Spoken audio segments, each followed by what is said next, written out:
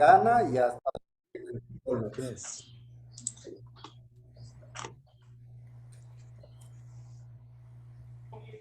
Adelante, Alejandro. Con respecto a Ricardo Gallegos, él ha sido director ejecutivo senior de Finanzas Públicas y Deuda Soberana de HR Ratings. Es licenciado en Economía con especialidad en Finanzas por el ITAM, el Instituto Tecnológico de Estudios Superiores de Monterrey. Maestría en Políticas Públicas por el ITAM. Trabajó en Tesis Consulting como consultor especializado. Colaboró en la Organización de las Naciones Unidas para la Agricultura y la Alimentación. Actualmente, Ricardo Gallego se desempeña como director ejecutivo senior de Finanzas Públicas y Deuda Soberana, donde analiza los asuntos relacionados con la deuda, incluyendo las calificaciones quirografarias estatales y municipales. También ve las calificaciones soberanas de Canadá, México, Perú, Costa Rica y Chile. Con respecto a Jorge Chávez Presa, socio fundador de ITG Consulting, economista egresado del ITAM, con maestría en The Ohio University. En abril 2021, Jorge Chávez The Ohio State University, por favor. The Ohio State University. The Ohio State University, discúlpense. En abril 2021 terminó su periodo como director y director alterno en los consejos de los organismos financieros del Banco Mundial, BRF, IFC, IDA y MIGA, representando a México, España, Venezuela, Costa Rica, Guatemala, El Salvador y Nicaragua. Jorge Chávez Presa se desempeñó como subdirector general de Planeación y Finanzas del Infonavit en el periodo 2016 a 2018. Ha ocupado diversos cargos. Exactamente, para que actualices. Espera, a ver, primo lo va a comentar. A ver. Sí, mejor. Adrián, si puedes cancelar tu micrófono, muchas gracias. Adelante. Alejandro, por favor.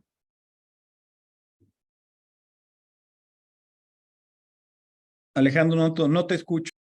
Tiene cerrado el micrófono. Sí, subsecretario de Política de Energía en la Secretaría de Energía y director de Política Presupuestal en la Subsecretaría de Egresos de la Secretaría de Hacienda y Crédito Público. Con respecto a Hugo Tulio Félix Clímaco, es el anfitrión de esta reunión. Él es director general de Auditoría de Desempeño al Desarrollo Económico de la Auditoría Superior de la Federación, economista por el ITAM, con estudios en Ciencia Política por la UNAM y maestro en Historia Económica egresado de la London School of Economics. Presidente del Colegio de Economistas del Estado de Oaxaca. Ha sido subsecretario de Egresos, de Administración, representante en la Ciudad de México del Gobierno del Estado de Oaxaca, director general adjunto de Programación y Presupuesto, director de Mercados de Hidrocarburos en la Secretaría de Energía, CEO de Thesis Uruguay, administradora de fondos de inversión y asesor del secretario de Hacienda y del director del Banco Obrero. Muchas gracias. Pues muchísimas gracias, Alejandro, por la presentación de nuestros expertos. Yo no me califico como tal, pero simplemente soy el anfitrión. A nombre del Colegio de Economistas, les agradezco mucho su presencia. Ya tenemos 64 participantes y bueno, pues le voy a pedir en primer término a Ricardo Gallegos que por favor nos comente su visión de los riesgos de las finanzas subnacionales, sobre todo enfocado a estos 6 estados que tuvieron elecciones y que cambian las administraciones, hecho que por sí mismo es un riesgo, además de otros riesgos como pueden ser el crecimiento, la diversificación de sus economías, la debilidad o fortaleza de los ingresos propios, el tema de la seguridad pública, el envejecimiento de la población, entre otros. Pero esto, pues, por supuesto, lo califican ustedes en HR Ratings, que ya tienen, creo, más de 12 años. 15 años cumplidos. 15 años calificando estados y municipios y pues conocen la trayectoria y la naturaleza de estos riesgos. Así que adelante, por favor, Ricardo. Muchas gracias, Hugo, y pues muchas gracias por la invitación. Siempre es un placer poder platicar con todos ustedes.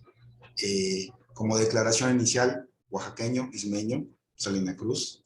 Entonces siempre es un bonito placer poder platicar con compañeros del Estado. Bueno, voy a hacerlo, o voy a intentar dividir esta pequeña participación, una participación inicial, como en dos temas, ¿no? Lo que nosotros hacemos en HR, como bien dice Hugo, es una calificación de calidad crediticia. Eso está determinado básicamente por métricas financieras y ciertamente otros factores que agrupan niveles de riesgo y que de alguna manera inciden en la calidad crediticia, es decir, la fortaleza financiera, por decirlo de una manera un poquito menos rimbombante. Bueno, el primer tema que me gustaría decirles es casi una declaración que más o menos a todo mundo le debe hacer sentido, que las elecciones que vivimos este año, al igual que las del año pasado, donde también se eligieron 15 estados de la República, tuvo una decisión eminentemente política, ¿no?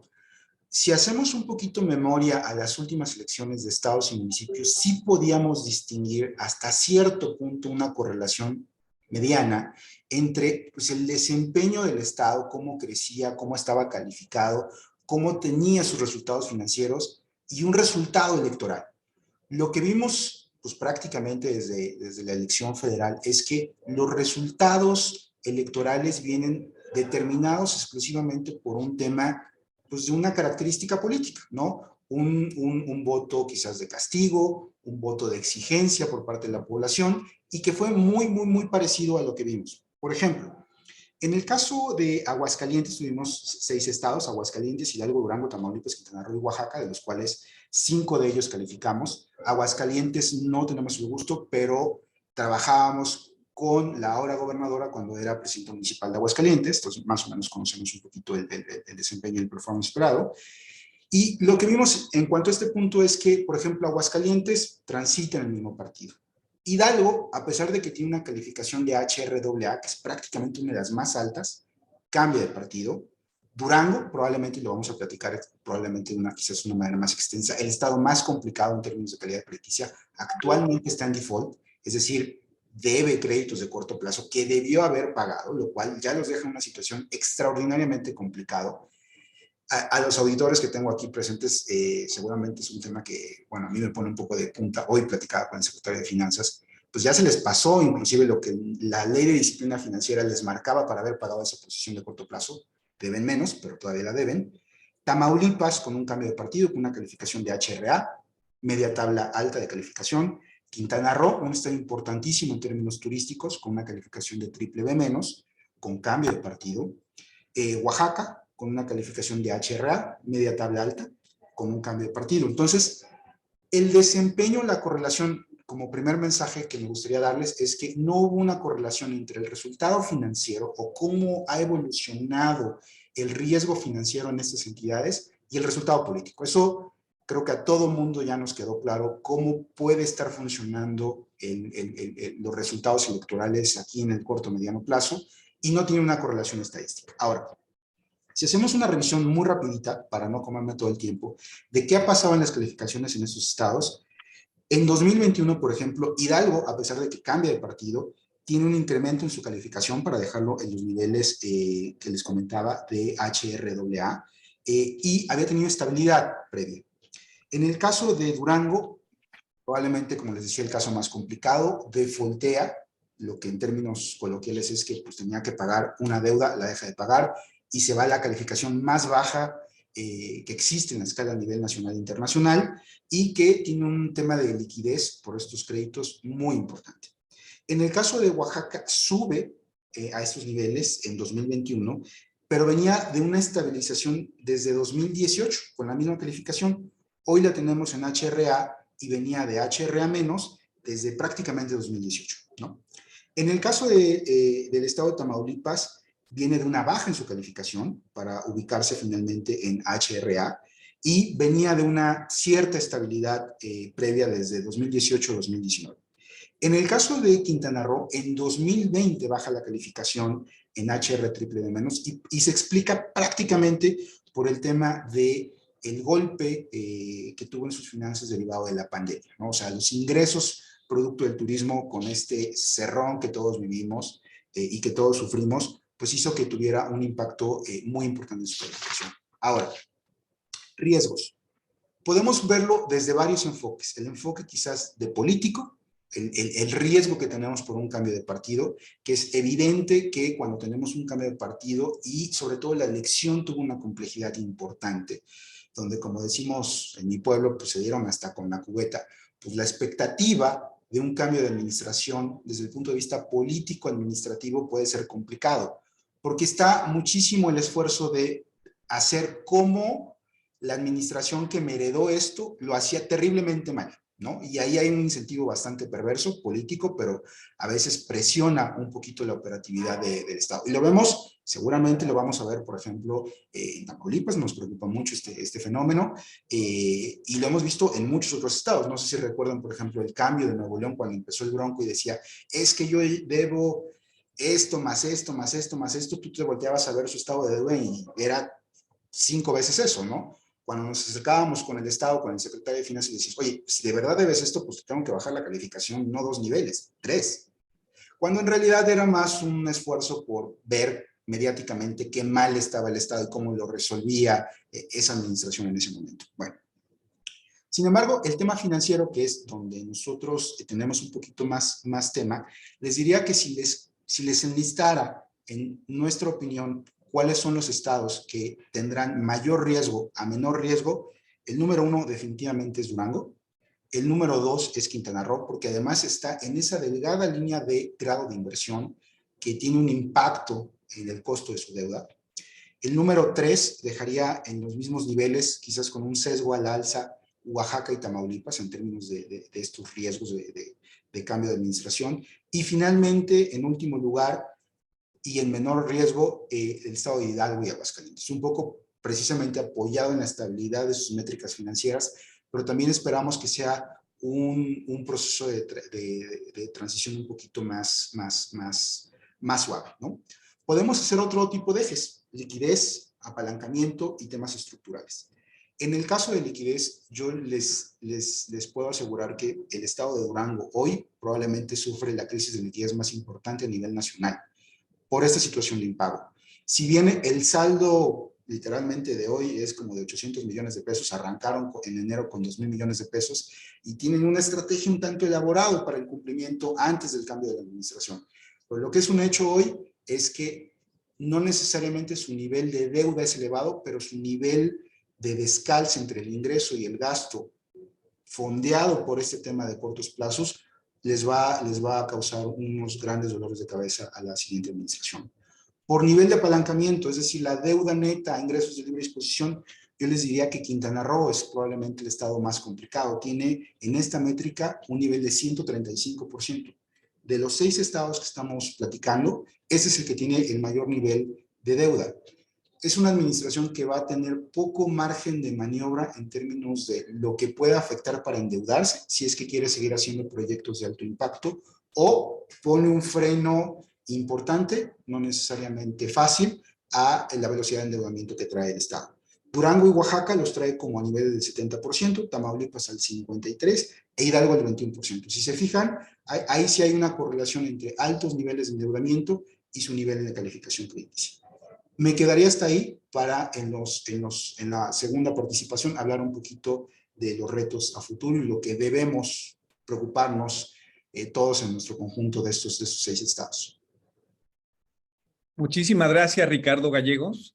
La verdad es que es difícil sintetizar la situación financiera de estos estados. Sin embargo, las métricas que utilizan las calificadoras sí permiten por lo menos identificar un margen de maniobra que pueden tener los estados, las administraciones estatales, a efecto de dotar de servicios, de infraestructura, hacer cosas un poco más allá de solamente pagar la nómina. Entonces, qué bueno que te invitamos, qué bueno que nos das esta síntesis.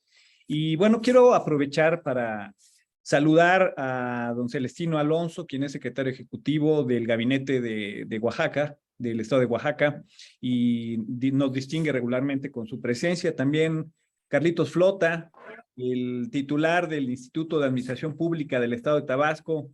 ¿Qué tal, Carlos? Un abrazo. Casi desde Londres, mi querido. Saludos. También nos acompaña por ahí Saraí Castillo. Muchísimas gracias, Saraí, quien es la presidenta del Colegio de Ciencias Económicas de Tamaulipas. Qué bueno que estén de los estados. Muchísimas gracias, Saraí. Si quieres saludar. Muchísimas gracias, presidente Hugo. Un placer estar aquí con ustedes. Una disculpa que no encienda la cámara, pero estoy teniendo fallas con el internet, pero aquí estamos muy al pendiente de tan interesante información. Muchísimas gracias. Qué bueno contar con tu presencia. También Ingrid Gallo, quien es una especialista en estos temas de finanzas subnacionales. Carol Altamirano, diputado federal. Javier Ábrego. En fin, discúlpenme si no los saludos a todos y cada uno, pero también necesitamos hacer eficaz y eficiente el tiempo.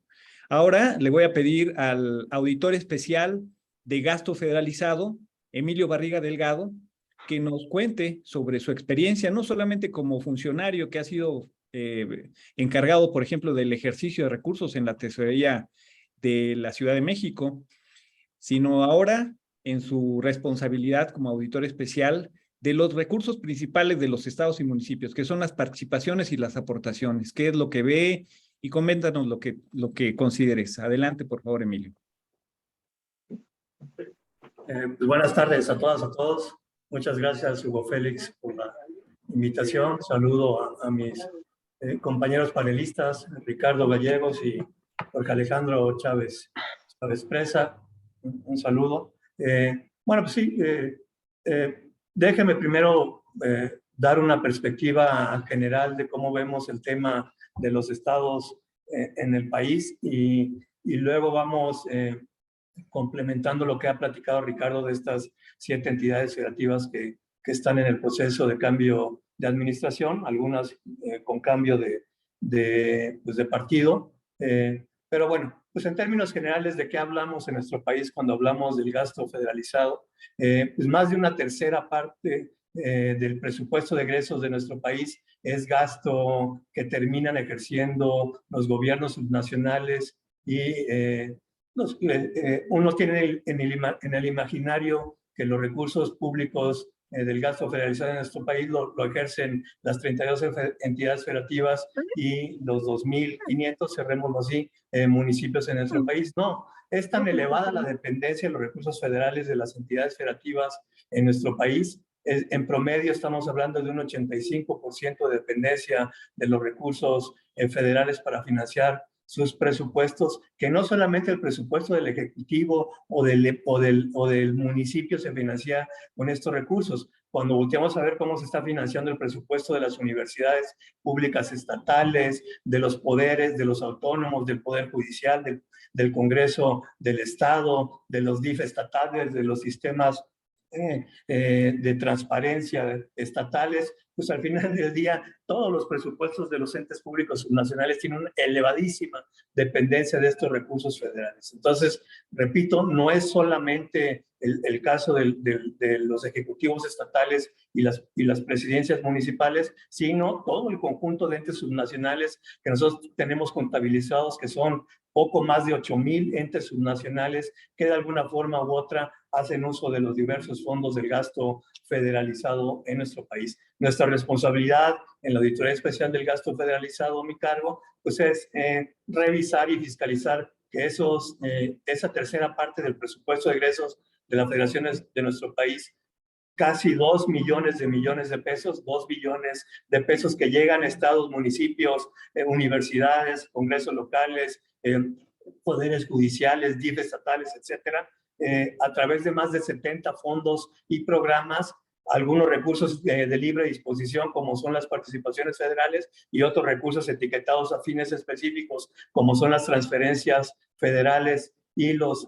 convenios de descentralización o los subsidios, se ejerzan conforme a sus reglas de operación o conforme a el marco legal correspondiente. Ese es nuestro trabajo, ese es nuestra responsabilidad. Pero no nada más eso, ya lo comentaba Ricardo en el caso en particular de Durango. que se vio impedido a pagar sus cortos plazos de conformidad con lo establecido en la ley. Hay otra normatividad que también nosotros revisamos de manera muy detallada y puntual en cada una de las 32 entidades federativas de nuestro país, y es justamente el cumplimiento de las reglas de disciplina financiera, que es una ley relativamente nueva en nuestro país. Entró en vigor a mediados del ejercicio 2016, plenamente en vigor para el caso de las entidades federativas en el 17, a los municipios apenas en el 18, y todavía continúa una serie de transitorios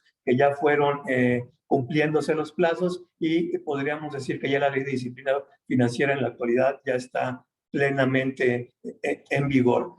El hecho de que la ley de disciplina financiera se haya aprobado en el 2016 también ha venido a ordenar un poco el tema de las finanzas públicas subnacionales. Se mencionaba el caso de Durango. Ahorita en la actualidad, con el último corte que hizo la Secretaría de Hacienda para calcular el sistema de alertas que se establece en la Ley de Disciplina Financiera, Durango es la única entidad federativa que está en semáforo rojo por las consideraciones que nos ha planteado Ricardo. Pero fuera de Durango, todas las entidades federativas, prácticamente casi la totalidad, se encuentran en verde, en semáforo verde, y solamente 1, 2, 3, 4, 5 se encuentran en semáforo amarillo. Quiere decir que de acuerdo con la ley de disciplina, pues sí ha venido a ordenar el tema de desorden que existía en las finanzas públicas subnacionales y nos ha permitido entrar en una ruta pues de más ordenamiento y de estas reglas de disciplina financiera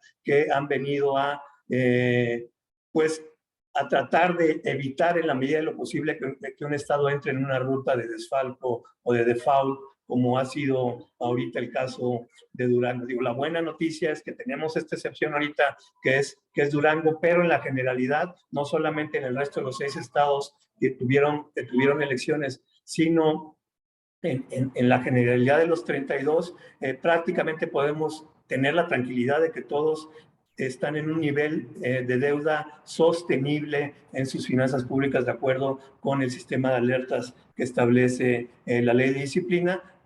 Esto nos dice que el resto de las 6 entidades federativas sí cumplieron con su obligación de pagar sus cortos plazos previo a los cambios de administración y que tienen niveles de endeudamiento sostenibles de acuerdo con sus ingresos y egresos en el país. Pero seguimos teniendo un problema que yo creo que vale la pena seguir reflexionando, que a lo mejor ya está sobrediagnosticado, pero no hay que dejarlo de decir.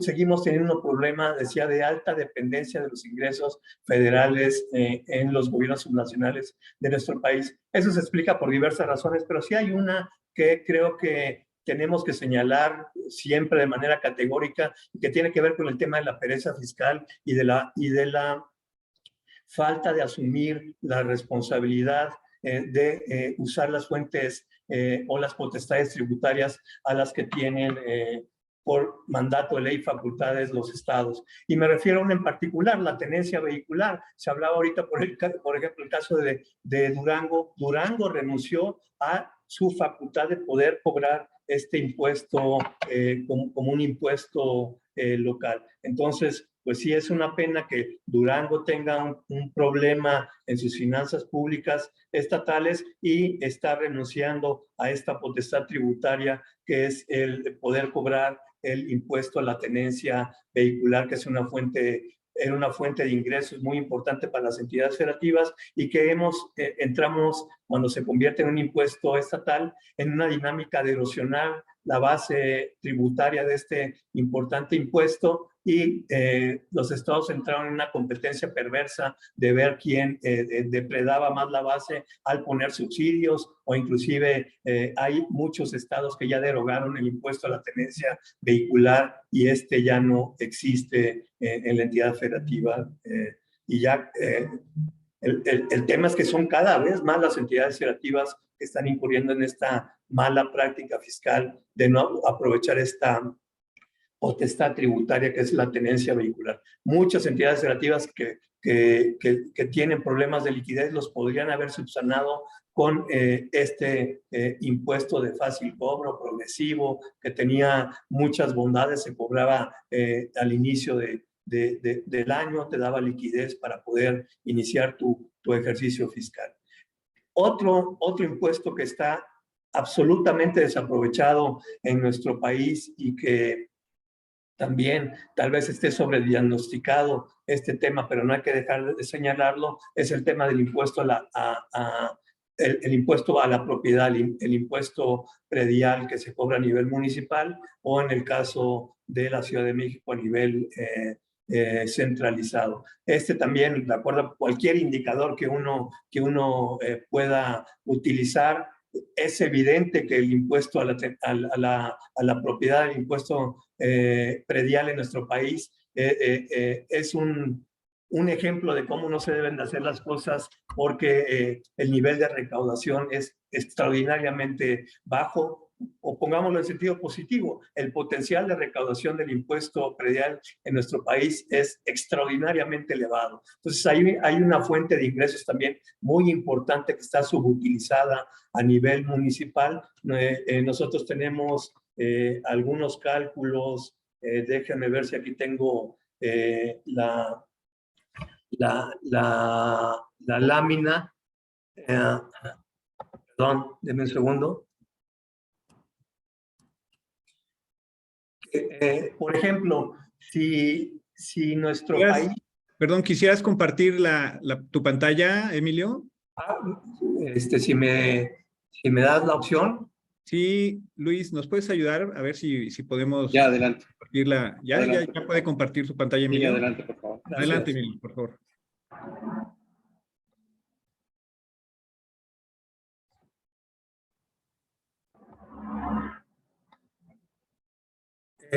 Este es el caso de la recaudación de predial en nuestro país. Nosotros recaudamos en valor absoluto alrededor de 45,000 millones de pesos al año. Esos 45,000 millones de pesos tiene otra peculiaridad, que están altamente concentrados en una sola entidad federativa, que es la Ciudad de México. Más de una tercera parte del predial de nuestro país se recauda solamente en la ciudad. Entonces, no nada más hay un bajo nivel de recaudación, sino que está muy concentrada la recaudación en una sola entidad federativa. Pero bueno, hagamos el siguiente ejercicio. ¿Qué pasaría si México recaudara de materia de predial el mismo porcentaje de PIB que recauda el Reino Unido en esta contribución patrimonial? Vean cómo en lugar de recaudar 44,000, 45,000 millones de pesos, México estaría recaudando, los municipios en México, que es lo más relevante, estarían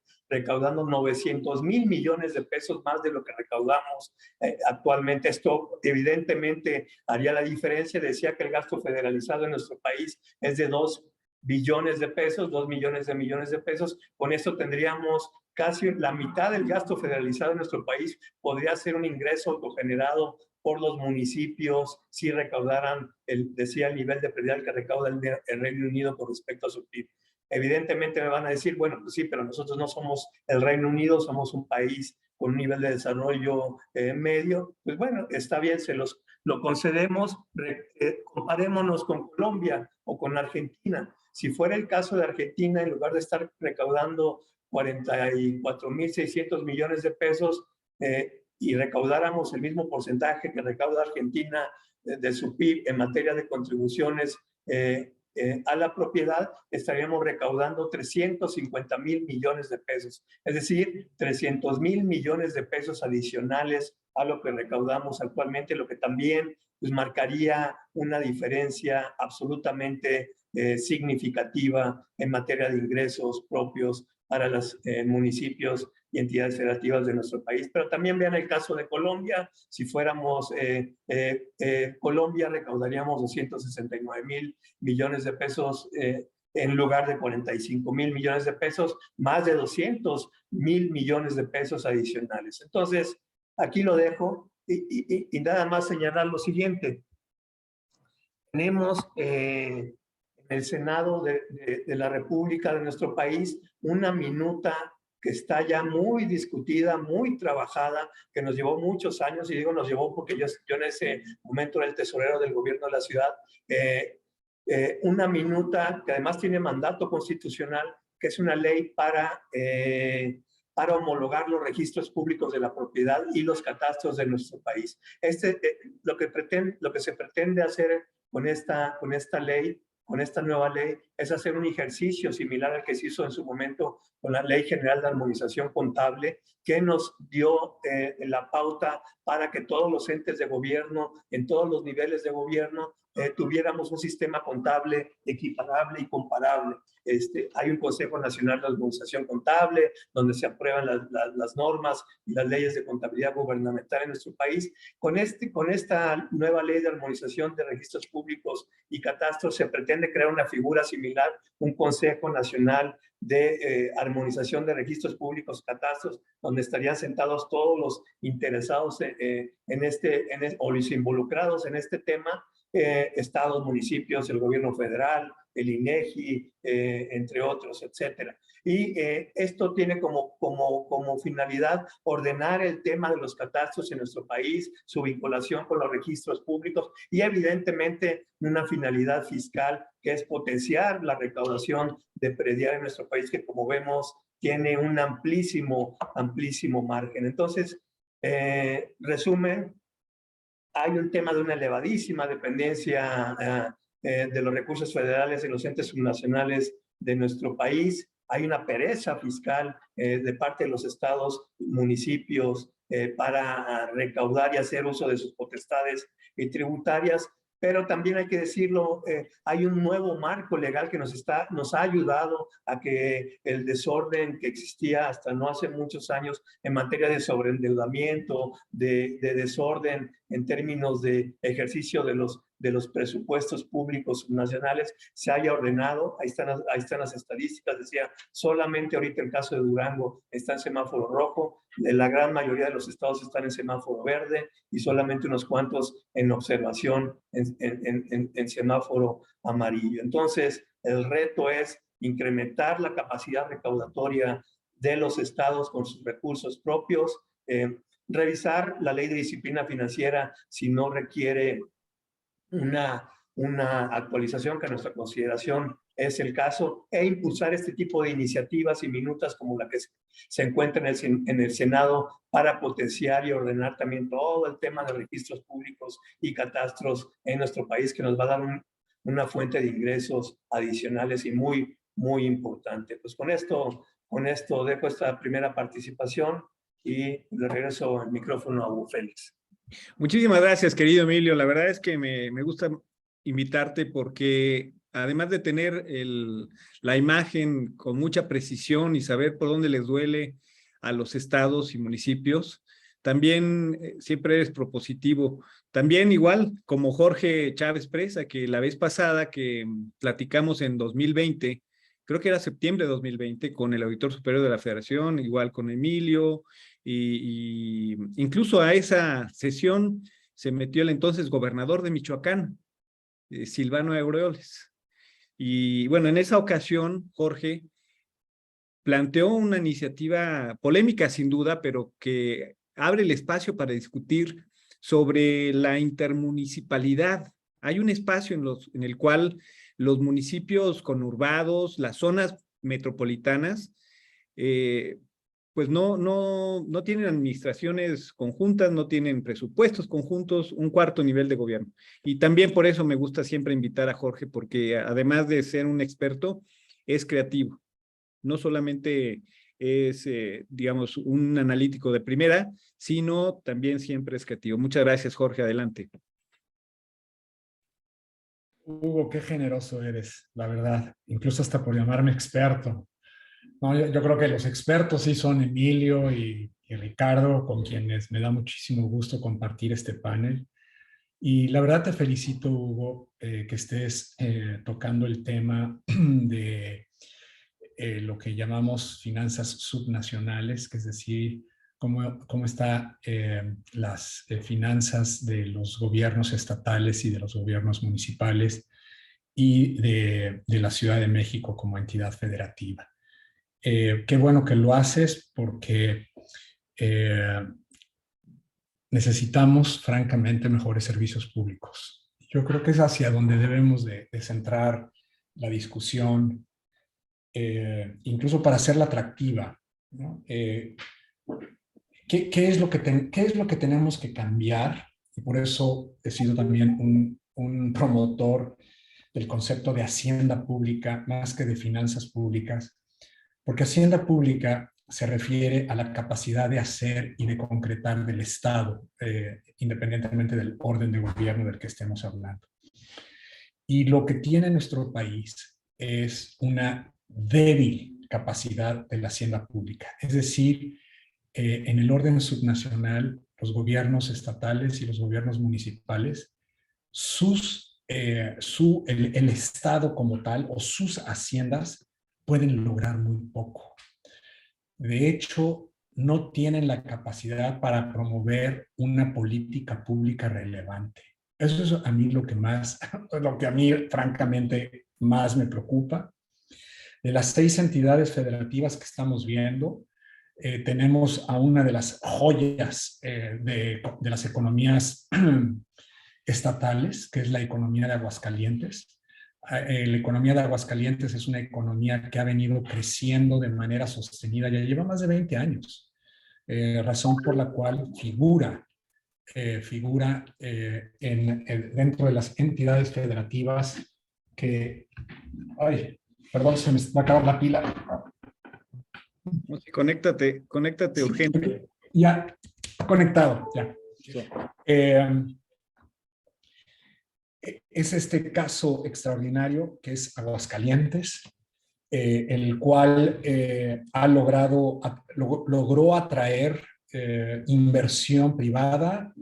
No es secreto, lograron consolidar lo que un estado como Morelos expulsó, que fue a la Nissan, por cuestiones que ahorita aquí no cabe discutir. Pero ha tenido desde ese entonces, y estamos hablando desde el gobierno, no sé si del presidente López Portillo, que llega el Güero Landeros como gobernador, y a partir de ese gobernador ha habido como un acuerdo político de, independientemente del partido que llegue, a tener finanzas públicas sanas, pero más que nada tener a estados que promueven el crecimiento económico y el desarrollo económico, la educación. La otra joya y muy parecida es el estado de Querétaro, que no estamos tocando en esta sesión. Pero de las 6 entidades federativas que hoy nos trata, sí tenemos una gran diversidad entre estados como Aguascalientes, un estado muy pobre que es Oaxaca, que curiosamente es el estado que más recursos recibe del gobierno federal en términos per cápita, no en términos per cápita, sino en términos absolutos. De ver las notas de HR, me llamó muchísimo la atención el monto de recursos que recibe Oaxaca. Tienen un monto de 81,568.6. Es decir, de esa métrica que hacen, ¿no? Como lo mencionó Ricardo, no siguen Aguascalientes, pero de los estados que tienen es impresionante que el estado que más recursos es uno de los estados más pobres. Me da a mí mucho gusto. Yo vengo dándole seguimiento muy minucioso a las finanzas estatales y municipales desde 1990. Y lo digo, bueno, más bien desde 1991, que fue cuando llegué a ser director de deuda pública, y antes en la dirección de deuda pública se llevaba el registro de garantía con participaciones.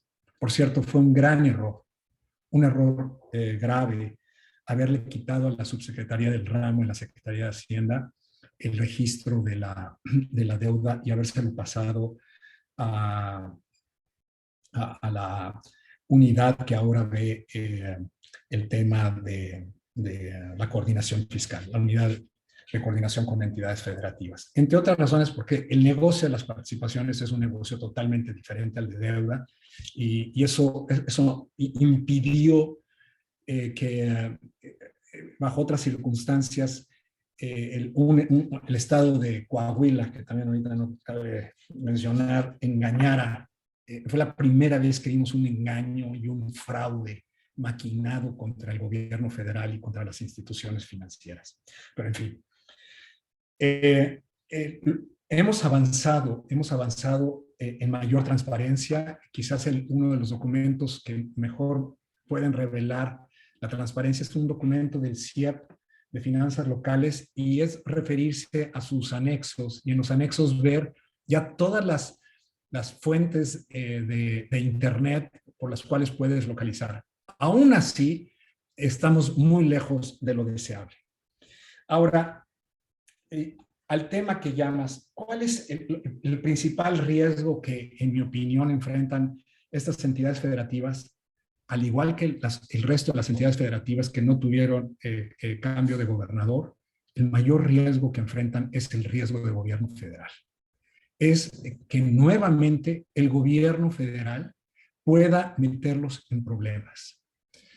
En las finanzas del gobierno federal se está cocinando ya desde hace mucho tiempo el problema de la deuda de Pemex. No habíamos visto en la historia de México que los mexicanos, de nuestros impuestos, estemos subsidiando a petróleos mexicanos. Hoy el gobierno federal, por cuenta y orden nuestra, está subsidiando a petróleos mexicanos y su situación no mejora. Entonces, ¿qué es lo que vemos? Que si el gobierno federal es, sin lugar a dudas, es muy loable, la disciplina en términos de flujos, de efectivos, de no haber endeudado la deuda, pero bueno, pues no endeudado la deuda, pero tuvimos el mayor número de muertos excedentes en América Latina, el primero o el segundo lugar. Entonces esas cosas no ponen en contexto. Entonces, para mí, cualquier tropiezo que tenga el gobierno federal en los próximos años va a poner en dificultades a las entidades federativas. De la misma manera como el gobierno federal puso en graves problemas. Obviamente el gobierno federal salió en 1995 en la crisis del tequila, donde un error macroeconómico, un error de falta de supervisión bancaria llevó a la quiebra del sistema bancario, por decirlo así, y que el gobierno federal saliera a rescatar a los ahorradores, no a los deudores y no a los accionistas. Pero ese hecho debilitó fuertemente la capacidad del gobierno federal de apoyar a las entidades federativas. Me gustó mucho el tema que nos trajo a la atención Emilio Barriga del impuesto de la tenencia. Si somos sinceros, salvo la Ciudad de México que se cuesta aparte, todas las entidades federativas están totalmente con una discapacidad de recaudar, porque en el caso de la Ciudad de México es la única que puede de manera centralizada cobrar el predial. El cobro del predial tiene una discusión y esa quizás luego la podrías convocar junto con otros colegios de economistas porque es un tema que tenemos pendiente. Me llamó mucho la atención que en la tabla que presentó Emilio, Alemania está muy, muy por abajo. Y no obstante, los servicios públicos en Alemania son fabulosos. Y hay algo que la Constitución alemana, por cierto, menciona, que para poder ser un orden de gobierno, los alemanes se mueven en 5 órdenes de gobierno, si no es que hasta 6, porque el supranacional también lo considera, es que cada orden de gobierno debe de tener la capacidad para financiar las funciones que se le encargan, que se le responsabilizan. Que eso es algo que le hace falta a nuestro sistema. Pero al punto al que quiero llegar es al punto que llamó la atención Emilio, que es fundamental mencionarlo, que es el caso de la tenencia.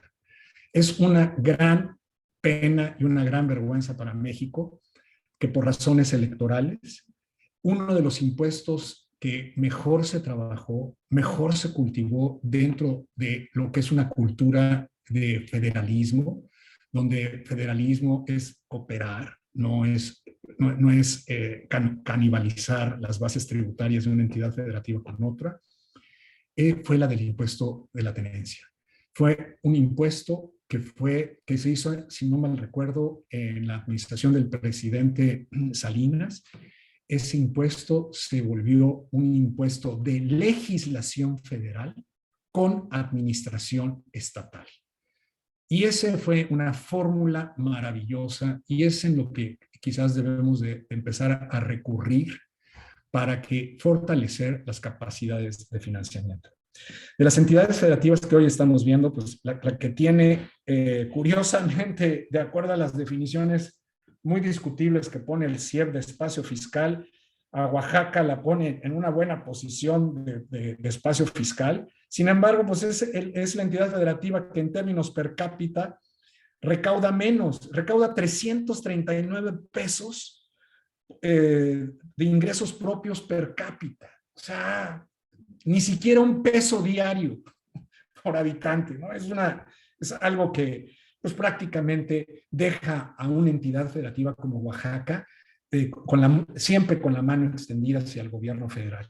Y esto, la verdad, nos debe de llamar la atención, porque incluso la ciudad de Oaxaca, dentro también de lo que el CIEP ahí muestra, presenta a la ciudad de Oaxaca como una ciudad de baja eficiencia tributaria, donde sí pone a los municipios que acaban con ETLA, los pone de alta eficiencia tributaria. Para la ciudad de Oaxaca, todos hemos ido a Oaxaca, o todos queremos ir a Oaxaca, está con una muy baja eficiencia tributaria. En fin, no quiero abundar más que en estos puntos y nada más resumiendo, el principal riesgo que enfrentan las entidades federativas para mí es el riesgo del gobierno federal, simple y sencillamente porque por su alta dependencia de los recursos que el gobierno federal tiene, las potestades tributarias más poderosas y además a través de participaciones les manda transferencias etiquetadas que dependen en exceso de lo que haga el gobierno federal con estas entidades. El segundo es que sí tenemos que voltear a ver que fortalezcan su capacidad de ingresos, pero para prestar mejores servicios públicos. Es imposible estar pidiendo también a la población que más contribuciones, especialmente para los que ya pagan, si eso no se refleja en mejores servicios públicos. Y otra cosa que siempre, ya llevo más de 22 años diciéndole, el gobierno federal debe publicar en los diarios y en redes lo que entrega de participaciones federales y de aportaciones federales mensualmente, ¿no? Es algo para que la misma ciudadanía empiece y les reclame a los gobernadores y a los presidentes municipales por mejores servicios públicos. Ahí la dejo. Muchas gracias. Muchísimas gracias, Jorge. Como siempre, una reflexión que provoca, que además hace pensar con mucha seriedad, ¿para qué queremos esta coordinación fiscal?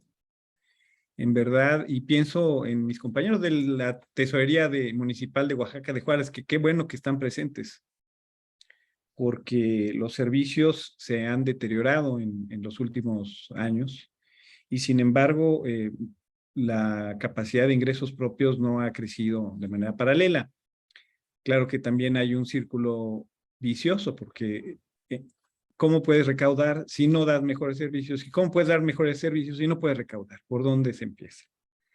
Le voy a pedir a Alejandro Gómez Migoya que por favor lea una de las preguntas. La primera pregunta, que creo que es más bien como para Ricardo Gallegos, y después le pediré a Alicia Telles, a la maestra Alicia Telles, que es integrante de la Federación de Colegios de Economistas de la República Mexicana, que por favor lea la pregunta que está siendo dirigida a Jorge Chávez Presa, y luego después le vamos a hacer una pregunta a Emilio. Así que las primeras dos, primero Alejandro, por favor, para Ricardo, y enseguida Alicia, para después permitir que nuestros expertos respondan. Hay que leer las dos preguntas. Alejandro, por favor. Gracias, Hugo. Bueno, mira, Ricardo, yo te haría una pregunta que surge No sé si esté en tu haber el poder responderla. Yo creo que sí, por la alta capacidad técnica que despliegas. Ahí te va la pregunta. Típicamente se considera que una mejora en el perfil crediticio de alguna deuda estatal y o municipal mejora la tasa de financiamiento público. ¿En dónde o en qué rubro de la contabilidad gubernamental se reflejan estas economías derivadas de una mejor tasa? Sí, Adelante, Alicia. Antes de la respuesta, de una vez que Alicia, por favor, lea o diga su pregunta, y yo ya tengo una para Emilio. Adelante. Bueno, buenas tardes a todos. Gracias por invitarme, Hugo. Y me da mucho gusto saludar a Jorge. Siempre es bien padre oírlo porque siempre aprendemos de él. Mi pregunta es que últimamente en Centro y Sudamérica, porque yo he estado ahí cercana con algunos académicos, hay una corriente de lograr descentralizar una serie de facultades a los municipios con el todo, diríamos, no solo la facultad, la decisión y también el presupuesto.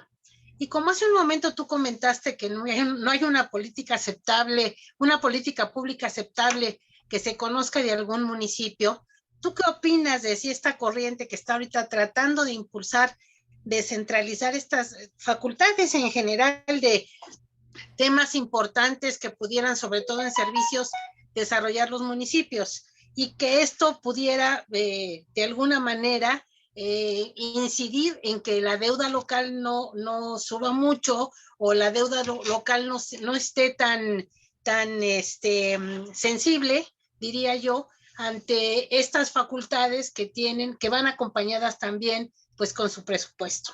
Es cuanto. Gracias, Alicia. Antes de permitir las respuestas de Ricardo y de Jorge Chávez, le voy a hacer la pregunta a Emilio. Siguiendo la línea de argumentación o lo que señala Jorge de un impuesto que no tiene un carácter regresivo en términos de distribución del ingreso, como era la tenencia, de legislación federal con administración estatal, ¿en qué otras contribuciones, derechos o impuestos ves esa posibilidad de esta legislación federal con la administración estatal? Y también teniendo en cuenta que hay una tendencia hacia la recentralización, por ejemplo, en el tema de educación, en el tema de salud. Entonces, quizá es un buen momento para este balance de un nuevo impuesto o nuevas contribuciones de legislación federal con la administración estatal. Así que adelante, primero Ricardo. Gracias. muchas gracias. Sí, efectivamente, yo diría que inclusive el pago de capital e intereses, particularmente el tema de intereses, es un tema que pinta mucho dentro de una calificación de calidad crediticia. Si ustedes me preguntan, a ver, y con mis clientes, cuando tenemos dudas técnicas y metodológicas y nos dicen, a ver, Ricardo, ya, la neta, ¿qué es lo que mueve una calificación? Son las siguientes métricas.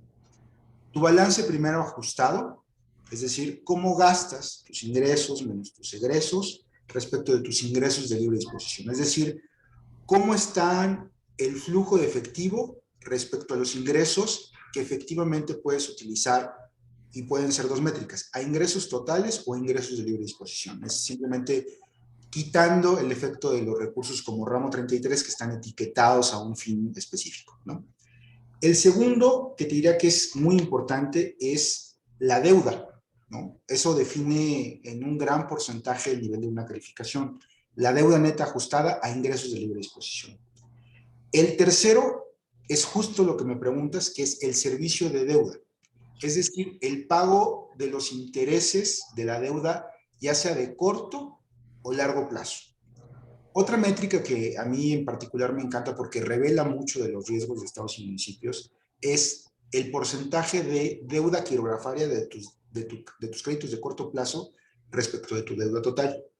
Y la última, porque explica mucho del fenómeno después de la ley de disciplina financiera, el pasivo circulante a ingresos de libre disposición, es decir, cómo te financias a través de proveedores y contratistas para tu flujo efectivo. Respondiendo a tu pregunta concretamente, el servicio de deuda lo ves a través de una cuenta de gasto, tal cual, que identifica el pago de, por un lado, de capital y de intereses. Hablando de nuestros estados, para que se den rápidamente un comparativo, va a ser muy sencillo, de cómo está el estado o la calidad de la deuda, es el siguiente. Por ejemplo, empecemos con Hidalgo. Hidalgo, calificación AA, una calificación alta en el mercado. Su deuda neta, les decía, 21%. ¿Cuáles sus a ingresos de libre disposición? Por lo tanto, es la misma base. El servicio de deuda a ingresos de libre disposición de Hidalgo es del 3%. Es decir, tiene una deuda lo suficientemente eficientizada para que en esta proporción esté en un nivel de 3%, que es un nivel relativamente bajo, ¿no? Vámonos a Durango, complicado Durango, recuerden.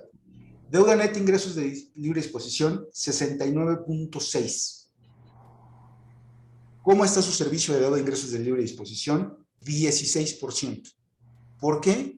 Porque los créditos de corto plazo son caros. Y si estás en una situación de no grado de inversión, complicado de liquidez, va a haber bancos que te presten sí, pero cada vez a tasas más caras. Por lo tanto, esto refleja mucho del estrés y de la calificación que tiene Durango. Oaxaca es un buen ejemplo. Oaxaca, que sería un estado que está en relativamente una situación de estabilidad financiera relativa, tiene una deuda neta del 68% y un servicio de deuda a ingresos de libre disposición del 7%. Ahora, ¿qué ha hecho Oaxaca? Después de la ley de disciplina financiera, yo creo que algo positivo que enmarca esta ley, además de muchos temas de normativos y de orden que coincido, aunque en temas de federalismo puro, creo que perdimos como estados esa potestad de la determinación de deuda, lo cual creo que dimos un paso hacia un federalismo donde nos alejaba el federalismo en sentidos teóricos y técnicos. No soy muy popular cuando lo planteo en Hacienda, obviamente, pero busca eficientizar ese servicio de deuda. Entonces, por ejemplo, estados que reestructuran su deuda, que pueden, si necesitan más plazo, tienen que obtener autorización del Congreso, pero si mejoran simplemente las condiciones de esa deuda, no necesitan que sean autorizados por el Congreso y una serie de condiciones. Entonces, en el caso del estado de Oaxaca, si se fijan, no es un nivel de deuda tan bajo, pero sí tiene un costo de esa deuda relativamente muy estable y en muy buenas condiciones. Es un 6% y es una calificación de A. Tamaulipas, ya que tenemos ahí a los compañeros economistas de Tamaulipas. Un fenómeno bastante similar. En el caso de Tamaulipas, la calificación también es de A, tiene una deuda neta de ingresos de libre disposición de 53%, un poquito menos que Oaxaca, y su servicio de deuda de ingresos de libre disposición también es un punto menos que Oaxaca. Entonces, son estados que casi por una comparación directa entre su nivel de endeudamiento y su nivel de servicio de deuda, tienen una deuda en tasas relativamente eficientizada, ¿no? Vámonos quizás al caso en nivel de deuda más fuerte de estos que, con los que tenemos el gusto de trabajar. El caso de Quintana Roo, que tiene una calificación de BBB-, rayando ahí el grado de inversión, tiene una deuda neta de 135%. Entonces vean cómo este nivel de endeudamiento tiene una relación directa con su nivel de calificación. Y el costo, el servicio de deuda anual de esos ingresos de libre disposición es del 21%.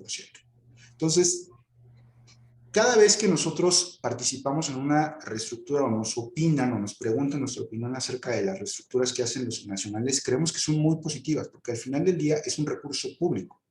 El funcionario en estricto sentido que hereda una deuda de largo plazo de administraciones previas, pues lo más fácil pudiera haber sido pues, simplemente pagar bajo esas condiciones pactadas, pero creo que es una labor muy positiva por parte de los estados y municipios entrar en esos procesos de reestructura con tal de ir aprovechando esos spreads en la tasa y tener una deuda cada vez más eficiente. Porque al final del día, no hay que olvidarlo, o sea, es un recurso público. Por lo tanto, los esfuerzos que ahora medio alinea los incentivos de la ley de disciplina financiera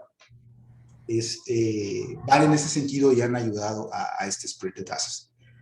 Un gran reto, lo estamos viviendo hoy, es que la dinámica de una economía tan volátil y complicada como la que estamos viviendo, estamos a punto casi de ver una recesión en Estados Unidos, una probable problemática muy fuerte en Europa, precisamente derivado también del conflicto entre Ucrania y Rusia, pues va a hacer que tengamos todavía una volatilidad en tasas. Estamos viviendo un fenómeno inflacionario que tenía rato que no estábamos inmersos en este tema. Por lo tanto, estados y municipios que no tienen coberturas de tasa, es decir, que no compran estos famosos swaps o caps, dependiendo de la figura, para cubrir el tema de la tasa, pues vamos a ver incrementos que para algunas entidades sí puede ser un tema muy interesante, pues del costo del fondeo de su deuda. Por ejemplo, estados que tienen deudas interesantes, estoy pensando en Coahuila, en Quintana Roo, en Jalisco, en Nuevo León, por supuesto, en Chihuahua, también interesante. Por ahí no tienen una cobertura total en su deuda, por lo tanto el servicio de deuda puede llegar a tener una injerencia importante en sus finanzas públicas, porque al final del día, y volviendo un poco a la pregunta, se identifica perfectamente en un rubro de gasto y juega de manera importante en una de las métricas, como les platicaba, del resultado de una calificación al final del día. Ricardo, si podemos ir cerrando para que esto siga ágil, ya tenemos 1 hora con 7 minutos. Y ahí cerraría. Ahí, ok, perfecto. Así que, bueno, pues muchísimas gracias. Ahora, Jorge, te toca responder la pregunta de la maestra Alicia Telles acerca de este tema de la descentralización de facultades. Gracias, Jorge. Muchas gracias. Alicia, qué gusto verte también. Y muchas gracias por hacer esa pregunta. Creo que esa pregunta es más que nada, bueno, más bien, quienes están promoviendo, no conozco el documento y bajo qué condiciones lo hagan, pero lo que sí puedo decirte es que para el caso mexicano, hacer esa propuesta sería una locura. Y sería una locura simple y sencillamente porque no existe el capital humano en los municipios para administrar esos recursos. Me llegó en un chat el nivel de escolaridad del personal de la administración pública municipal y de las demarcaciones territoriales en México. El 14.3% tiene preescolar o primaria. Licenciatura tienen solo el 17.8%, maestría el 1%, doctorado 0.1%, obviamente no se necesita, pero carrera técnica o comercial 7.2%, preparatoria 23.2%, secundaria 21.6%. O sea, ¿cuál es el gran problema que tenemos en muchas de las entidades federativas, especialmente a nivel municipal? Que no existe el capital humano correspondiente y tampoco existe el capital en computación, por decirlo así, ni en informática, ya no llamemos ciberseguridad, etcétera, para poderlo hacer. A mí sí me gustaría, más que nada, que los gobiernos municipales hoy ya tienen, si uno ve el artículo 115 constitucional, el gran menú que tienen para cumplir y no los cumplen, ¿no? Para empezar, el de seguridad pública, ¿no? Porque ellos son los responsables de la policía de proximidad y no lo están pudiendo cumplir, salvo sus excepciones, ¿no? Obviamente si hay entidades, San Pedro Garza García, Querétaro, etcétera, ¿no? Hay excepciones, pero creo que nos hace falta muchísimo y nos hace falta atraer capital humano a los municipios para que también puedan administrar mejor los recursos y para que puedan presentar informes tan simples como decirle a la gente cuánto cuesta recoger la basura, cuánto cuesta limpiar las calles, cuánto cuesta la administración de los distintos parques, cuando menos que tuvieran esa capacidad y decirles, oye, tú no estás ni siquiera contribuyendo ni un peso para la conservación del parque o mejorarlo. Gracias. Muchas gracias, Jorge. Una respuesta concisa y al punto. Muchísimas gracias. Ahora Emilio Barriga con la pregunta que hice yo, que es el tema de ¿qué otras posibilidades ves de legislación federal con administración estatal impositivas? Antes de responderte, Hugo Félix, déjame un poco retomar la preocupación que tenía porque Alejandro Chávez Presa de cómo es un desbalance a nivel federal, presupuestalmente hablando, pues podría tener un impacto pues, hasta catastrófico en las finanzas subnacionales. Pues a Jorge le tocó esta discusión cuando cuando se aprobó la Ley Federal de Presupuesto y Responsabilidad Hacendaria. Y una discusión muy interesante que al final prosperó, afortunadamente, fue justamente para épocas de vacas flacas, como decimos coloquialmente, tener fondos de estabilización contracíclicos. Entonces, los gobiernos de los estados tienen su fondo de estabilización, que es el Fondo de Estabilización de los Ingresos de las Entidades Federativas, el FEIEF, y el gobierno federal también tiene su Fondo de Estabilización de los Ingresos Presupuestarios, ¿no? Justamente en la lógica de que ante una caída en el ciclo económico, pues se activan los fondos y se vuelven contracíclicos. Pero fíjense la tragedia, perdón por ponerle en esos términos, pero creo que así es, la tragedia del asunto. El FEIEP, el Fondo de Estabilización de los Ingresos Presupuestarios del gobierno federal, inició en el 2018, bueno, más bien terminó a diciembre del 2018 con un saldo de casi 300,000 millones de pesos. ¿Cuánto tiene el FEIEP actualmente?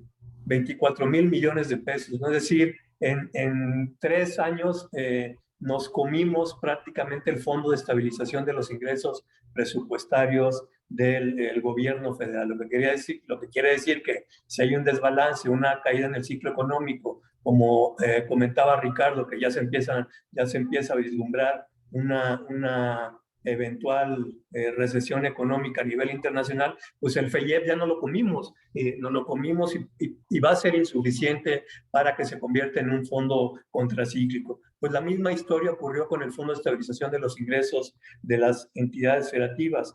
Inició o terminó en el 2018 con casi 100,000 millones de pesos de recursos y actualmente tiene un saldo de poquito más de 20,000 millones de pesos, lo que también nos dice que ante una caída en la recaudación federal participable, resultado de esta entrada en un ciclo económico descendente, pues tampoco el Fondo de Estabilización de los Ingresos de las Entidades Federativas va a ser suficiente para que nos sirva como una política anticíclica. Entonces, pues sí hay luces de alerta, están prendidas las alarmas, pues porque estos fondos no nos van a ser suficientes para enfrentar una eventual caída en la recaudación, tanto federal como en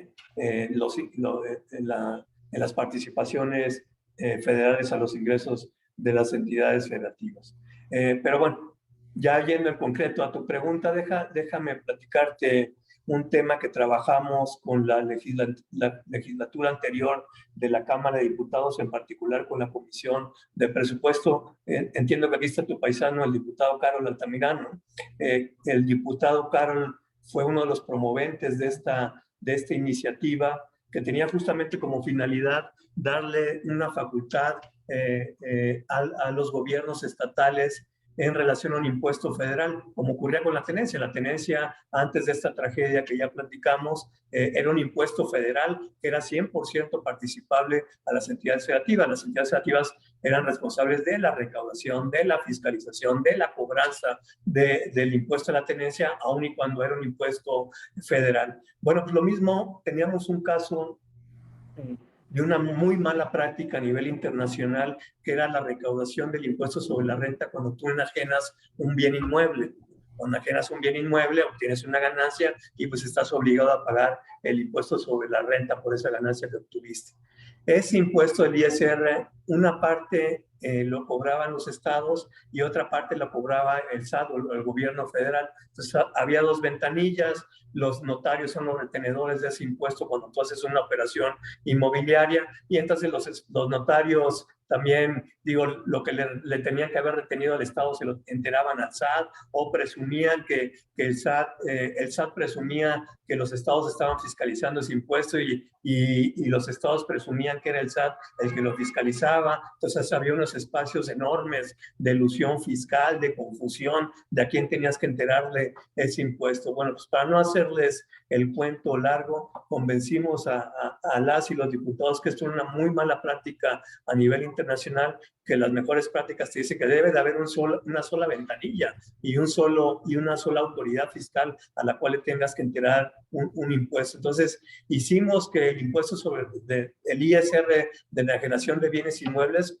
modificamos, y la iniciativa la presentó el diputado Altamirano, fue que ese impuesto fuera 100% participable a las entidades federativas y ya no se compartiera con el SAT. Una sola autoridad, una sola ventanilla, un solo responsable de cobrarlo, de fiscalizarlo y de administrar ese impuesto, y logramos que fuera 100% participable a las entidades federativas. Y esto, déjame darle los números, el año pasado significó casi 7,000 millones de ingresos para las entidades federativas adicionales. Esta iniciativa que parecía menor, muy sencilla, pero bueno, pues que ya le dio una fuente de ingresos muy relevante a los estados y que va a ir creciendo, porque todavía el mercado inmobiliario se encuentra relativamente deprimido por el tema de la pandemia. Entonces, en la medida que vaya recobrando dinamismo, pues esta fuente de ingresos se va a volver muy importante para los estados. Entonces, fue simplemente un tema de arreglar un impuesto mal diseñado de origen, que era federal. Evitas también el tema de la competencia, la depredación del impuesto, que yo te voy a cobrar menos, yo te voy a poner más subsidios, yo te voy a hacer más descuentos. No, aquí las reglas son federales y son uniformes para todos. Y también una parte muy importante, y con eso termino, no perdimos el punto de vista, la visión municipalista de la hacienda pública de nuestro país. Y en la reforma obligamos a los estados a que por lo menos el 20% de lo que se recaude de este impuesto sobre la renta por enajenación de bienes inmuebles se comparta con los municipios. Porque también hay que decirlo, cuando la tenencia entró en esta fase de desorden fiscal y de depredación del impuesto, no nada más perdieron las entidades federativas, también perdieron los municipios, porque en la regla de la coordinación fiscal del impuesto federal de la tenencia, también los estados o las entidades federativas estaban obligadas a compartir por lo menos el 20% de la recaudación del impuesto de la tenencia a nivel municipal, o en el caso de la ciudad, a sus alcaldías. Entonces, ahí hay un ejemplo muy concreto de cómo logramos que ordenar un impuesto federal que se comparte ahora al 100% de las entidades federativas y que les dotó de una fuente de ingresos de libre disposición muy, muy importante, y que va a ir creciendo de manera exponencial en el tiempo. Y termino con esto. Hay estados, y hay que decirlo, que sí han tenido una creatividad fiscal muy importante, y quiero poner el ejemplo de Zacatecas. Zacatecas inclusive tuvo un pleito legal con las grandes mineras de nuestro país, ya de algunos años, que llegó a la Suprema Corte de Justicia de nuestro país, y fue el establecimiento de una contribución local a las emisiones contaminantes de las mineras. Esto le está dando a Zacatecas una fuente de ingresos muy, muy relevante, y también ha sido un ejemplo de cómo se puede replicar en el país esta contribución local. Entonces, hay que decirlo, hay estados que están haciendo su trabajo, están siendo creativos fiscalmente hablando, y que, bueno, pues ha servido como mejores prácticas y como ejemplos a seguir en otras entidades federativas.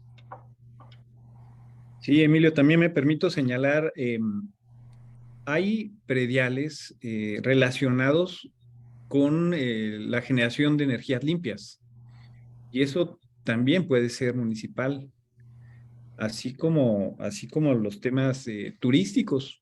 Oaxaca, Quintana Roo, pues son estados eminentemente turísticos. Si tú vas a California y revisas la factura de tu pago de hotel, por lo menos entre el 15 y el 20% corresponde a impuestos para los municipios, para los niveles de gobierno equivalentes a los municipios. Entonces, ahí hay perdón, Hugo Félix, aprovechando tu comentario, que también es otro ejemplo de buena práctica y de creatividad fiscal, y que no es inventar el hilo negro, como dices.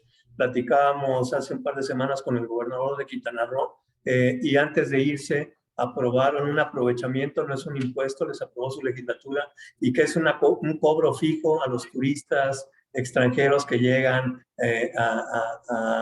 al estado de Quintana Roo. No es creo que son 10, 20 dólares, si mal no recuerdo, que tienes que pagar. Ahí el tema que todavía están ellos tratando de encontrar en la cuadratura del círculo es dónde se debe de cobrar y quién podría servirte como auxiliar de recaudación de esta contribución que pagarían por la entrada a nuestro país los turistas extranjeros. Entonces, ya hay estados experimentando en esta lógica.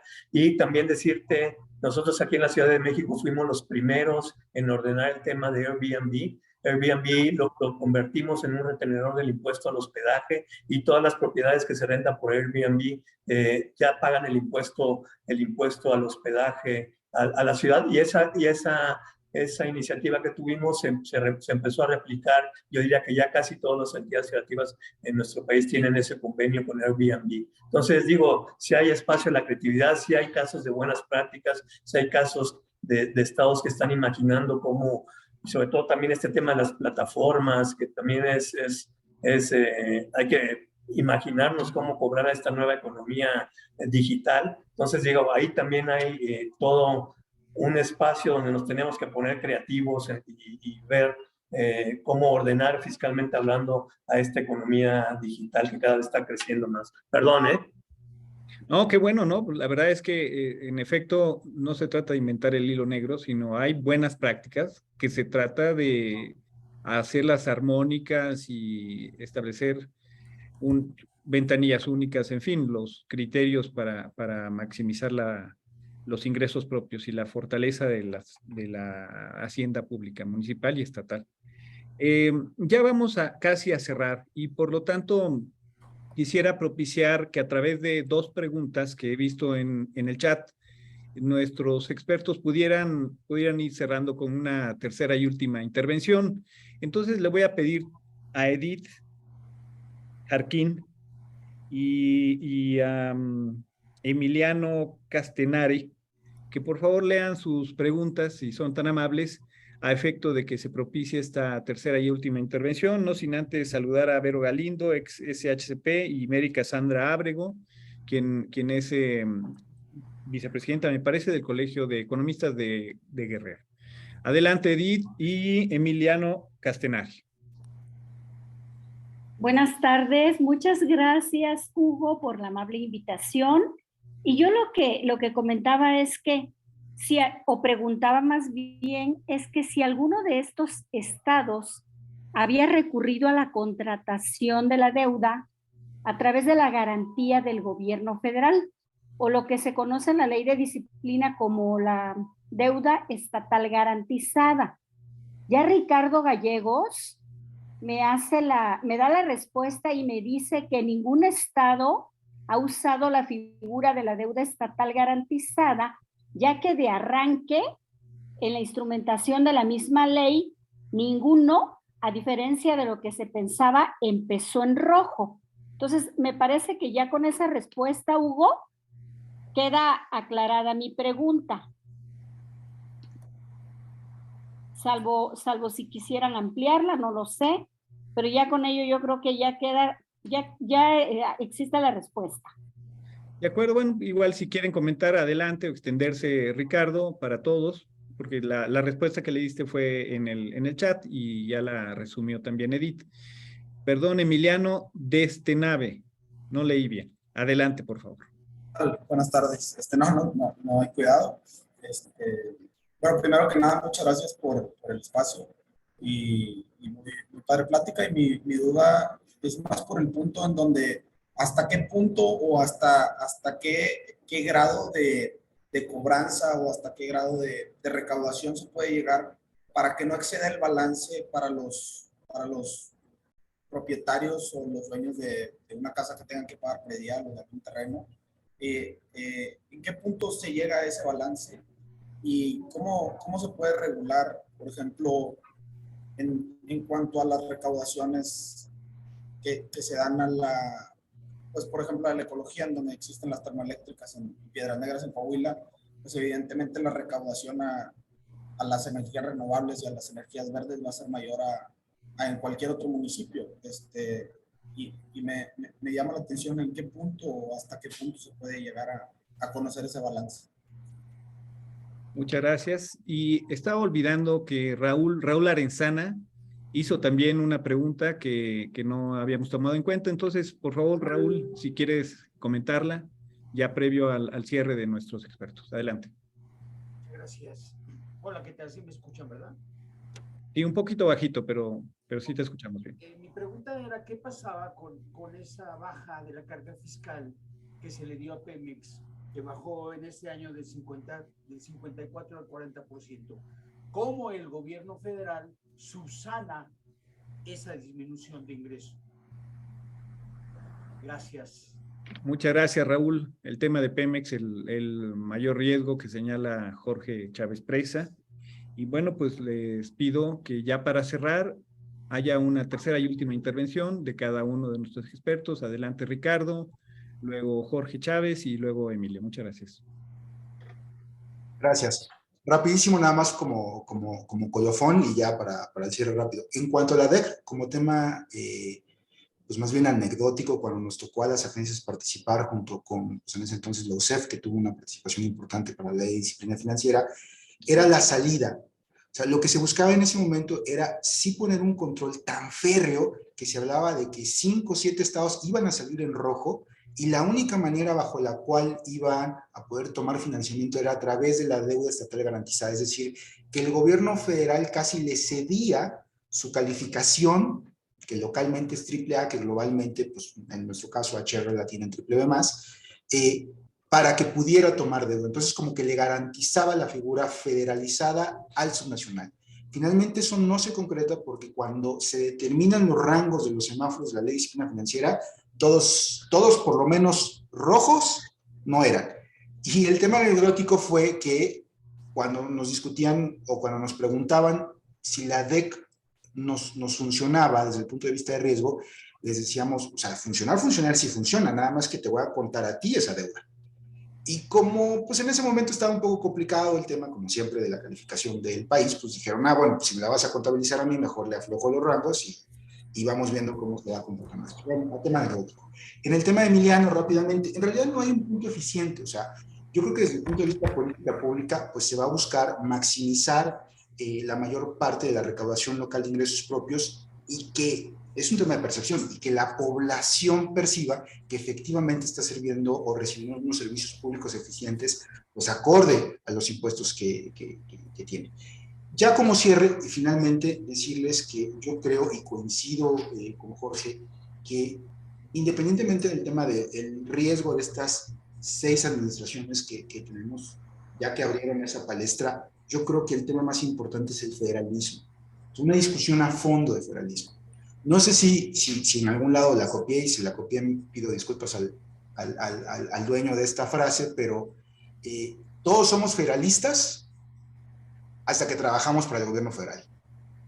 Ahí es cuando empezamos y a nivel anecdótico, cuando estaba en la mesa de finanzas públicas en el entonces arranque de la administración del presidente Peña Nieto, yo estaba en la mesa y les dije, oiga, pues si vamos a hablar de federalismo, ¿por qué no discutimos pues no si los municipios y los estados recaudan bien y su potencial recaudatorio, que estoy de acuerdo, hay mucho por hacer, pero tiene una cota de potestades tributarias? ¿Por qué no discutimos si, pues en vez del 80-20 que se queda la federación y luego le damos el 20 a los estados y los estados hacen exactamente lo mismo a sus municipios, se quedan con el 80, el 20, ¿por qué no discutimos que sea 25 o 30? En ese entonces, no la voy a quemar, en ese entonces funcionaria federal dijo, no, eso no va a entrar en la discusión ni hoy, ni mañana, ni nunca. Siguiente tema. Entonces, yo creo que el tema federalista es probablemente la discusión más importante que tenemos. Hay temas que verdaderamente creo que nos van a causar un gran dolor de cabeza. En particular, hay temas interrelacionados por una falta de coordinación. Emilio y yo hemos estado por ahí en algunos foros, por ejemplo, el tema de pensiones. No existe una coordinación federalizada para un tema que demográficamente, créanme, va a ser un gran dolor de cabeza, ¿no? Así como tenemos el tema del estrés hídrico, y lo estamos viendo, por ejemplo, en Nuevo León, el tema de pensiones nos va a caer verdaderamente como una aplanadora. Y yo creo que la discusión verdaderamente profunda, apartidista, debe ir más en el sentido de una discusión profunda de cómo estamos organizados. Muchos creemos que que ese sistema ya está un poco agotado y que deberíamos flexibilizar y pues sí tomar corresponsabilidades también los subnacionales de lo que tenemos que hacer y de nuestras obligaciones y de eficientizar y pues tomar y asumir ciertos costos, ¿no? El cobro de los ingresos propios, se sorprenderían las respuestas que yo he obtenido durante 15 años entrevistando para sus calificaciones anuales a presidentes y secretarios de finanzas cuando les pregunto sobre fiscalización, sobre recaudación local, sobre este tipo de temas. Y en muchos el caso es, oye, pero pues hay elecciones, cobrar impuestos cuesta y cuesta votos, ¿no? Entonces yo les diría ya como conclusión que la agenda pendiente del sector pues es probablemente una discusión verdaderamente profunda de cómo estamos organizados y cuál pudiera ser el espacio dentro de un marco de corresponsabilidad de todas las partes, de revisar un nivel quizás más eficiente de organización. Y ahí lo dejaré. Muchas gracias. Gracias, Ricardo. Adelante, Jorge Chávez. Gracias, Hugo. Pues mira, me gustaría retomar lo que de las preguntas, continuar con lo que estaba mencionando Ricardo Gallegos, que es bien importante. Una de las grandes oportunidades perdidas de esta administración, porque no lo vamos a volver a tener en más de 40 años. Recordemos que la última gran reforma de la hacienda pública la hizo David Ibarra en el gobierno del presidente López Portillo, y lo hizo porque el presidente López Portillo fue candidato único a la presidencia y controlaba todas las cámaras y controlaba todas las entidades federativas. Después de ese hecho histórico, el más cercano a ese ha sido el triunfo de Morena de 2018 y con la presencia que tienen en las entidades federativas. Es decir, que se está dejando pasar una de las grandes oportunidades que tiene el país para servir mejor a los ciudadanos, para que independientemente de dónde nazca un mexicano, va a recibir un paquete un mínimo de paquetes de servicios públicos y de recursos, de educación y de salud y alimentación, para que pueda contribuir al desarrollo económico de México. Ese sería mi comentario final. Muchas gracias. Gracias, Jorge. Emilio Barriga. Termino coincidiendo absolutamente con Ricardo, con Jorge, en que efectivamente más temprano que tarde nos va a alcanzar el futuro y vamos a tener que discutir cómo rediseñar nuestro esquema fiscal, no solamente la parte federalista. Todos sabemos también que los indicadores de recaudación a nivel nacional no son los mejores comparativamente hablando con países con niveles de desarrollo similares al nuestro, y más a la luz del tema que dice Ricardo de la bola de nieve que viene en el tema de pensiones. Pero déjenme darles una buena noticia muy coyuntural, pero creo que vale la pena resaltar en estas transiciones de las que hablábamos, de estas 7 entidades federativas. Afortunadamente ahorita la recaudación federal participable y por lo tanto las participaciones federales, entidades federativas y municipios van muy bien. La parte petrolera está prevaleciendo a pesar del importante subsidio del IEPS a las gasolinas, y a pesar de que la recaudación tributaria no hay un dinamismo como quisiéramos, la parte petrolera, de la recaudación petrolera, está prevaleciendo y las participaciones traen un crecimiento del casi 13% en términos reales con respecto al año pasado, y traemos casi 50,000 millones por arriba de lo programado en la ley de ingresos para este ejercicio fiscal. Entonces quiere decir que los estados que están por tomar posesión, y bueno, y obviamente el resto traen un margen, un colchoncito ahí de ingresos de libre disposición vía esta fuente de las participaciones federales, lo cual es una buena noticia, porque imagínense si además de esta coyuntura complicada tuviéramos una caída en la recaudación y en las participaciones, y con los fondos de estabilización ya tan mermados, pues estaríamos hablando de un escenario mucho más complicado. Afortunadamente no es el caso. Reitero, traemos un buen colchón en cuanto a la recaudación de participaciones federales en nuestro país y un crecimiento importante con respecto al año pasado. Y termino con la preocupación que tenía Emiliano de cuánto debe de ser el referente de la recaudación de predial, y yo le daría un dato y qué será nuestro objetivo cuando teníamos la responsabilidad de la recaudación en el gobierno de la ciudad, y era tratar por lo menos de que los valores catastrales de las propiedades se acercaran lo más posible a su valor comercial, ¿no? Porque el valor catastral del inmueble es la base para determinar el impuesto predial, la recaudación del impuesto predial. Entonces, si un inmueble que comercialmente hablando vale $1 millón y tú le estás cobrando con el valor catastral de 100,000 pesos, pues evidentemente tienes ahí un espacio de recaudación que estás perdiendo y que no es injusto para con el contribuyente, porque en realidad tú le estás cobrando, deberías de cobrar